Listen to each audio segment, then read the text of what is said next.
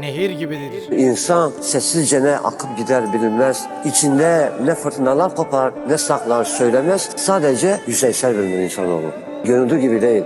Yunus Emre der ki, ilim bilmektir, ilim kendini bilmektir. Geçtim dünya köprüsünden, derdime derman bulunmaz. Geçtim dünya köprüsünden, derdime derman bulunmaz.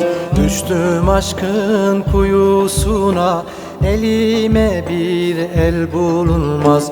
Düştüm aşkın kuyusuna, elime bir el bulunmaz.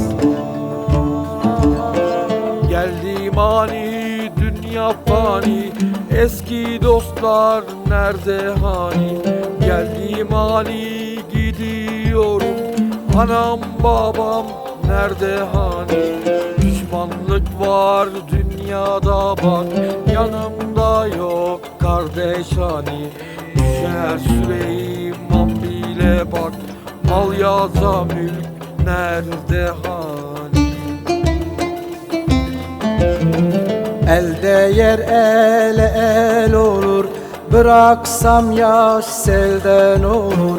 Elde yer ele el olur, bıraksam yaş selden olur. Yiğit olsam bu dünyada, kabahat hep senden olur. Garip olsam bu dünyada, kabahat hep senden olur. Geçtim dünya köprüsünden, derdime derman bulunmaz. Geçtim dünya köprüsünden, derdime derman bulunmaz. Düştüm aşkın kuyusuna, elime bir el bulunmaz.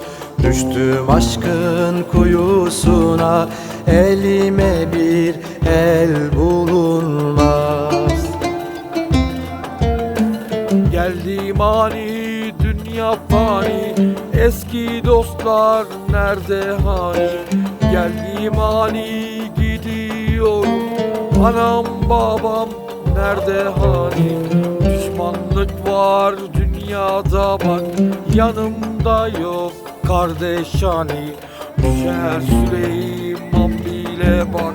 Nerede Muhammed, nerede Ali?